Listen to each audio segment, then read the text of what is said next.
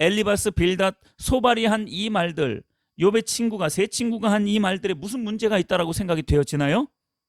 전혀 문제가 없어 보여요. 이 흠잡을 데 없는 것 같은 이 말들 가운데 문제가 있는 거예요. 그것을 우리는 어떻게 알 수 있느냐? 욥이 한 말을 보면 알 수 있습니다. 욥이 뭐라고 말을 했냐면 욥기 12장 2절에 보면 욥이 이렇게 말해요. 너희만 참으로 백성이구나. 여러분, 이 말이 무슨 뜻이냐면 너희만 진짜 하나님의 백성인 것 같구나. 너희만 참 의인인 것 같구나 라는 거예요. 욥이 볼 때에 이 세 명의 친구는 그만큼 의인이 아닌 거예요. 하나님 보시기에도 그들은 의인이 아닙니다. 너희들이 의인인 것처럼 말하는구나. 너희들 안에 있는 죄악은 생각하지 못하고 너희들은 의인이라고 생각하면서 욥에게 그렇게 말하는구나 라고 하나님이 그렇게 말씀을 하시는 것을 보면 그들의 말 속에 굉장한 오류가 있어요. 말 자체가 옳다고 해서 그것이 옳은 것이 아닌 거예요. 하나님의 기준으로 말을 잘해요. 굉장히 잘합니다. 나는 돌아보지 못하고 괜찮아, 다 잘 될 거야, 다 좋아질 거야. 여러분, 이런 말들 한편으로 보면 아무 의미 없습니다. 다 잘 될 거야. 너무 두루뭉실한 거예요. 허공을 맴도는 모호한 말들이 되는 거예요. 위로가 안 됩니다. 또 어떤 경우에는 이렇게 말을 하기도 합니다. 어깨 펴. 남들도 다 겪는 일이야. 다 괜찮아질 거야. 너만 힘든 게 아니야. 남들도 다 이런 고통 가운데 있어. 안 보여서 그렇지. 눈을 좀 더 크게 열어봐. 현재 당하고 있는 고통을 아무것도 아닌 것처럼 말하는 이러한 것도 역시 아무런 위로가 되지 않는 것입니다. 우리는 먼저 나 자신을 살펴보고 위로를 하더라도 위로를 해줄 수 있어야 합니다. 욥의 친구들의 모든 말은 다 옳았습니다. 교리적으로도 매우 정통한 말들이에요. 그러나 그들은 자만하며 자족하는 자세를 가지고 있었던 게 문제인 거예요. 자신들은 하나님 앞에서 아무 문제 없는 사람인 것처럼 자만하여서 말하고 있는 거예요. 자만하여 자족하는 이 태도를 우리도 조심해야 합니다. 우리 안에 이런 요소가 분명히 있거든요. 그것을 찾아내서 뿌리 뽑아내야 합니다. 성령께 간구함으로 우리의 영안이 열려져서 자만하여 자족하고 있는 자신을 발견할 수 있어야 합니다. 두 번째, 죽은 정통신앙은 현실에 안주하는 안일함에 있습니다. 아모스 6장 1절에 보면 화 있을진저 시온에서 교만한 자와 사마리아 산에서 마음이 든든한 자, 곧 백성들의 머리인 지도자들이여 이스라엘 집이 그들을 따르는도다. 자, 무슨 말입니까?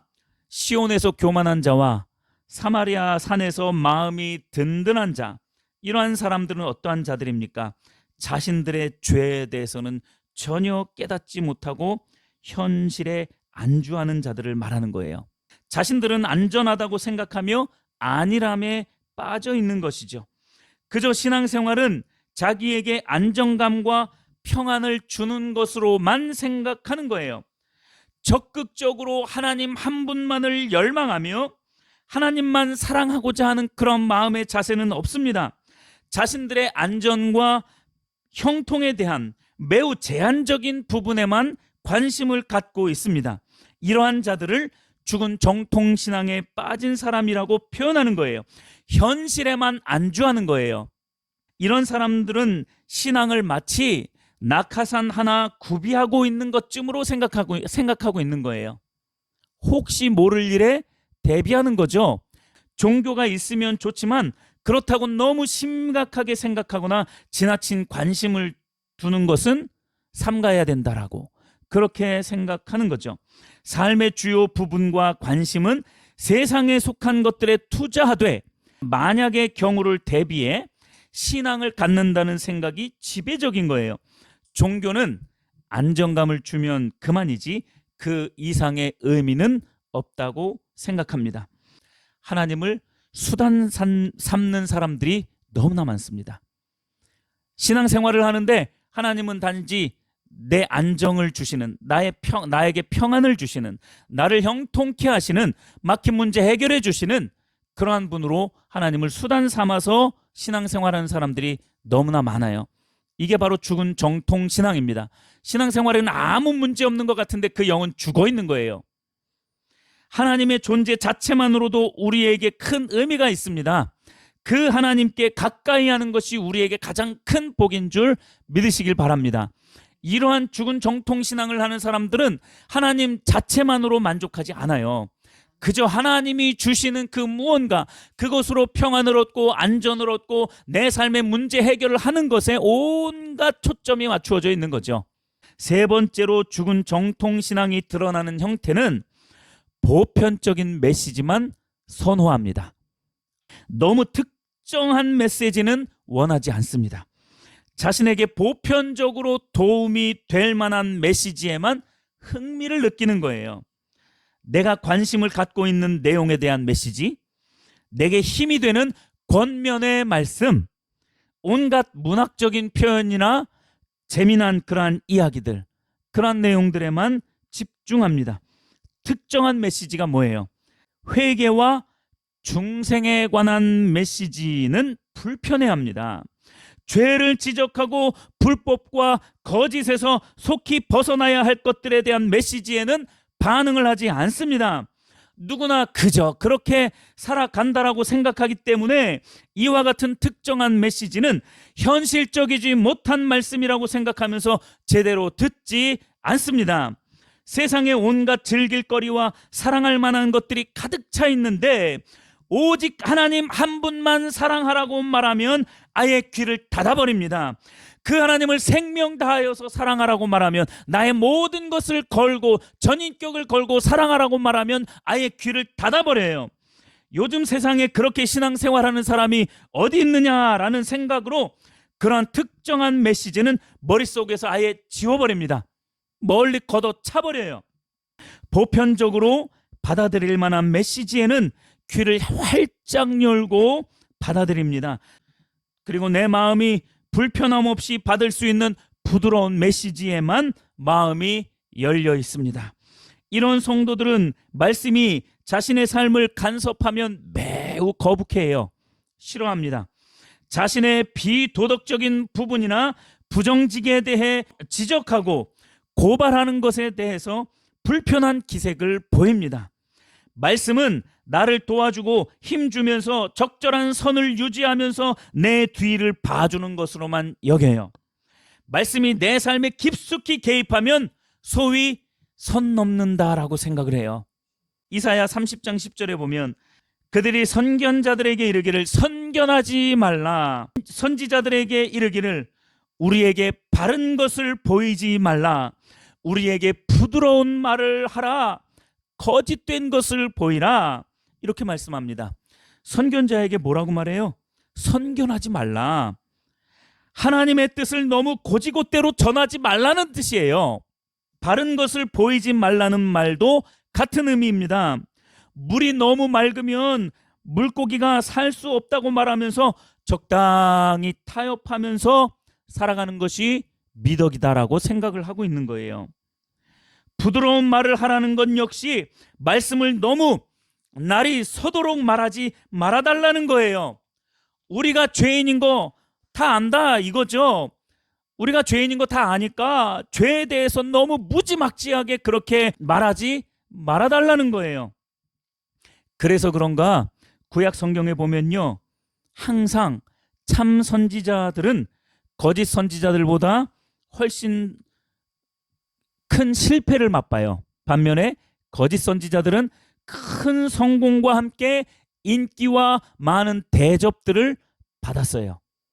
참 선지자인 예레미야 선지자는 거짓 선지자들에게 매를 맞고 감옥에 갇히는 등 얼마나 괴롭힘을 당했는지 몰라요.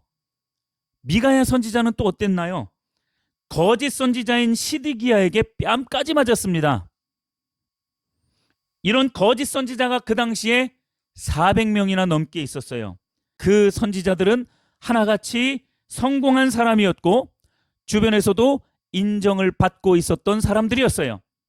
반면 미가야 선지자는 많은 사람들에게 인정도 받지 못하고 성공하지 못한 그러한 인생을 사는 것처럼 그렇게 살아갔어요. 오늘날에는 어떻습니까? 많은 성도들에게 좋은 말씀 전하고 감동되는 말씀 전하고 희망적인 메시지를 전하면 당연히 성도들이 좋아하죠. 물론 인기 있고 성공한 목회자들이 다 그렇다라는 것이 전혀 아닌데 많은 경우에 그런 경우가 너무나도 많다라는 것이죠. 거짓 선지자들은 백성의 옷을 찢고 죄를 뒤집어 쓰며 회개해야 할 필요가 있음에도 그것은 전하지 않고 그저 평강하다고만 했던 것이죠. 예레미야 6장 14절을 읽어드리겠습니다. 그들이 내 백성의 상처를 가볍게 여기면서 말하기를 평강하다 하나 평강이 없도다. 이 거짓 선지자들은, 이 거짓 설교자들은 모든 일이 잘 되어가고 있으며 당신들은 하나님의 백성이기 때문에 걱정할 것이 없습니다. 당신들은 평안합니다. 모든 일이 다 형통할 겁니다. 라고 말했다라는 거예요. 오늘날에도 이러한 거짓 설교자들이 얼마나 많습니까? 물론 평강을 전할 때는 전할 수 있어야 되겠죠. 그러나 회개하고 죄를 뒤집어 써야 할, 통회해야 할 그러한 상황에 있음에도 불구하고 평안하다라고 말하면 그것은 반드시 거짓 설교자예요. 여러분 정말 아무 문제가 없습니까? 이 시대 아무 문제 없습니까? 오늘날 저와 여러분들의 신앙의 상태에 아무 문제가 없습니까? 오늘날 교회에 아무런 문제가 없습니까? 이 나라와 민족에 아무런 문제가 없습니까? 너무나도 많죠. 오히려 너무나도 많아요. 우리가 하나님 앞에 회개하고 돌이켜야 할, 하나님께로 돌아가야 할 일들이 너무나도 많습니다. 몇 가지만 한번 살펴볼게요. 여러분, 사업의 이익을 위해서 온갖 거짓말을 하고 자신의 상황을 둘러대는 성도들로 오늘날 교회는 가득 차 있습니다. 그러면서 자신의 온갖 불법과 거짓을 행하고 있다는 사실조차 전혀 감각하고 있지 못해요. 몇십만 원, 몇백만 원의 이익을 얻고자 각종 서류를 조작합니다. 그러고도 하나님 앞에서 부끄러운 줄 모르고 그러한 성도와 목회자들이 얼마나 많은지 모릅니다.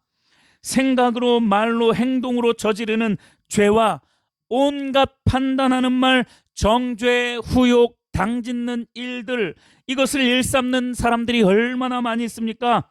그러고도 신앙의 양심의 가책을 전혀 느끼지 못하고 있습니다. 그런데 평강을 외칠 때입니까? 우리가 즐길 때입니까? 회개하고 하나님 앞에 죄를 뒤집었으며 우리의 마음의 옷을 찢으며 하나님께 더 가까이 나아가야 할 때가 아니냐라는 거죠. 여러분, 이러한 죄악된 일들을 말씀을 통해 지적하면 불편함을 느끼기나 할 뿐 감히 눈을 들어 하늘을 쳐다보지도 못하고 그저 가슴을 치면서 하나님, 저를 불쌍히 여겨주십시오. 저는 죄인입니다. 이와 같이 고백할 줄을 몰라요. 그저 자기만의 신앙이 말씀에 의해 방해받는 것을 싫어합니다. 죄가 드러나고 신앙을 검증받는 것에 대하여 굉장히 불편해합니다. 그러니 보편적인 메시지가 인정받고 특별한 메시지를 전하면 인정받지 못하는 시대가 되었습니다. 이런 상황이 무엇을 말해줍니까? 죽은 정통신앙이 오늘날 그리스도인들과 교회 안에 만연해 있다는 반증인 것이죠. 혹시 내가 이런 자리에 있는 것 같다는 생각이 조금이라도 든다면 지금 당장 몸부림치며 살기 위해서 그 자리를 박차고 일어나야 할 줄로 믿으시길 바랍니다. 마지막 네 번째로, 결국 이런 죽은 정통신앙을 하게 되면 결국 예배의 생동감이 사라집니다. 예배의 생동감이 없어요. 죽은 정통신앙을 하는 사람들은 예배를 통해서 아무것도 기대하지 않기 때문에 그렇습니다. 예배를 통해 살아계시며 나에게 말씀하시는 하나님을 만난다는 개념 자체가 없어요. 하나님을 기다린다는 의미조차 모릅니다. 예배 중에 무슨 대단한 일이 일어난다는 그 생각조차 머릿속에 있지 않아요. 하나님께서 호련히 자기 백성들을 찾아올 수 있으며 임재하실 수 있다는 생각을 전혀 하지 않아요. 하나님 앞에 서면 얼마나 떨릴까? 하나님께서 가까이 계신다는 것은 어떤 것일까? 상상조차 하지 않는다는 거예요. 그저 예배 순서에 따라, 의식과 형식에 따라 예배가 진행이 돼요. 가끔 찬양의 가사에 눈물 흘리기도 하죠. 감동을 받기도 해요. 가끔 말씀을 통해서 자극을 받지만 그것으로 끝납니다. 그 후 아무런 변화가 없습니다. 그 후에 하나님의 인도하심을 받지 않아요. 잠깐 은혜 받고 잠깐 감동받고 끝나버리는 거예요. 하나님이 내 인생 가운데 찾아오셔서 어떤 일들을 행하실지 기대하지 않는데 잠깐 그 가사에 눈물 찔끔 흘렸다는 게 무슨 의미가 있냐고요. 하나님이 내 삶 가운데 찾아오셔서 나를 고치시고 나를 만지신다는 그러한 기대조차도 말씀 가운데 없는데 그 말씀에 잠깐 감동을 받는다는 것이 무슨 의미가 있냐고요. 그러니까 예배에 생동감이 없어요. 살아있는 예배를 드리지 못하는 겁니다.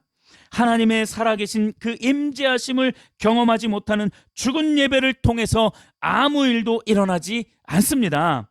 마음의 변화, 행동의 변화, 삶의 변화는 절대로 일어날 수 없습니다. 그동안 우리가 얼마나 생동감 없는 죽은 예배를 드리고 있었는지 이제 우리는 살아있는 예배, 성령의 임재하심 가운데에 그 운행하심 가운데에 생동감을 느끼며 드리는 예배를 드릴 수 있어야 합니다. 이 모든 죽은 정통신앙에서 벗어나 참된 신앙 가운데 살아계신 하나님을 실제적으로 경험하고 성령님의 운행하심을 피부로 느껴서 삶이 변화되고 신앙이 더욱 성숙해지는 성도님들이 다 되시기를 예수님의 이름으로 다시 한번 축복하며 말씀을 마치겠습니다.